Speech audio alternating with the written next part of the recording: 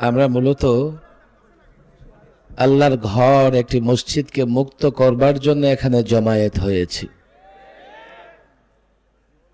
এই মসজিদটি দুইবার আক্রান্ত হয়েছে।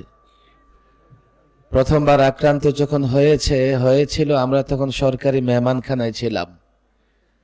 তবে এই পুরান ঢাকার ওলামায়ে কেরাম তৌহিদি জনতা মসজিদটি রক্ষা করবার জন্য যথেষ্ট লড়াই করেছে।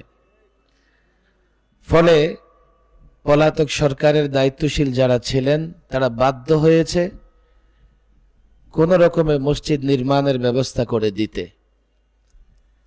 মসজিদটি অকফকৃত জায়গায় প্রতিষ্ঠিত একটি মসজিদ। ওয়াকফ জায়গার বিধান আমাদের জানতে হবে।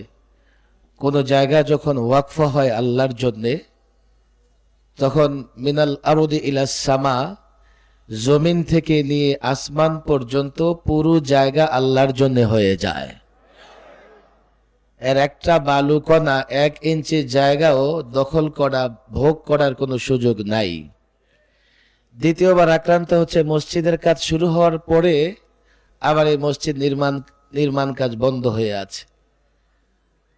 যদ্দূর জেনেছি এবং আমি ব্যক্তিগতভাবে এই বিষয়টি তাহকিক করবার, এই বিষয়টি দিয়ে পর্যালোচনা করে ক্লিয়ার হবার চেষ্টা করেছি। এবং এখানে উপস্থিত আছেন আমাদের জামাল নাসের চৌধুরী সাহেব। আমি ওনাকে বলেছি আপনি আগে লালবাগে আসেন, আমাদের লালবাগ জামিয়ার দারুল ইফতার যিনি প্রধান, ওনার সঙ্গে বৈঠকে বসেন। আপনি পুরো বিষয়টা লালবাগ জামিয়ার দারুল ইফতার প্রধানকে বুঝিয়ে বলেন এই জায়গাটা কিভাবে অক্ফ হয়েছে, যারা দাবি করছে তাদের দাবি করার মতো কোনো সুযোগ আছে না নাই, এবং যেটুকু জায়গা মসজিদের জন্য অক্ফ করা হয়েছে সেই জায়গাটা মসজিদের জন্য আছে না কোনোভাবে বেদখল হয়ে গেছে। প্রথমবার যখন ফেসিবাদের আমলে মসজিদ আক্রান্ত হয়, তো যদ্দূর আমি দেখতে পাচ্ছি মসজিদের জায়গা রাস্তার জন্য ছেড়ে দিয়ে মসজিদটাকে ভেতরে নিয়ে যাওয়া হয়েছে। আল্লাহর জন্য অকফকৃত জায়গাকে আপনি দখল করে নিলেন, অথচ ব্যক্তি মালিকানা জায়গা একটু রাস্তাটা বাঁকা হবে বলে আপনি ডান দিকে না গিয়ে বাঁ দিকে ছুটলেন। ঢাকার কোন রাস্তাটা একেবারে সোজা? সব রাস্তায় তো আঁকা বাঁকা আছে।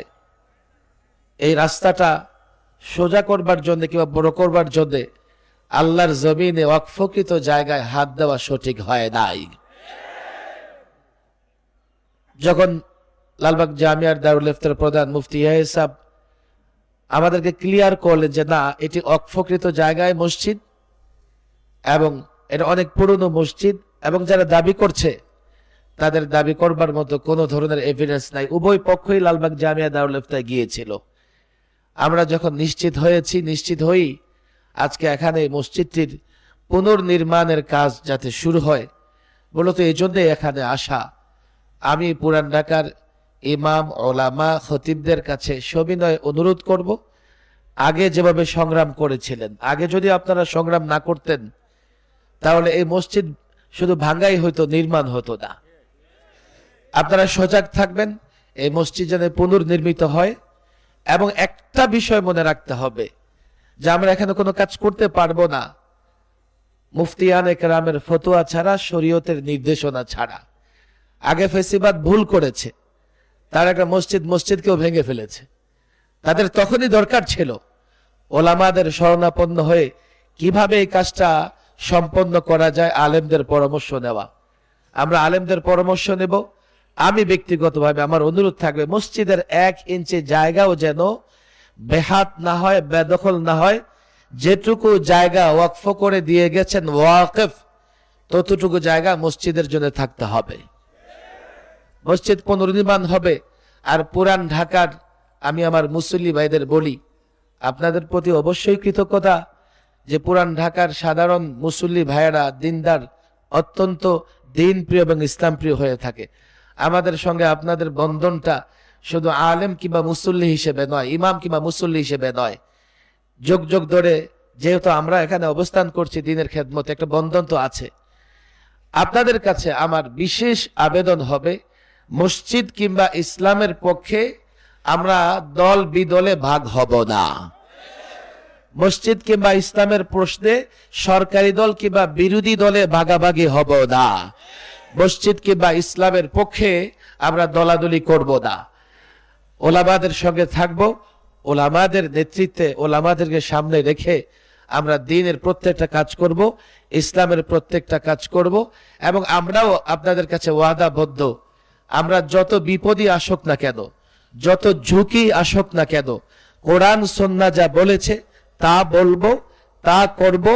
সময়ের কোন তাগুত, সময়ের কোন শয়তানি শক্তি, ইবলিসি শক্তিকে পরোয়া করিনি, করব না ইনশাআল্লাহ।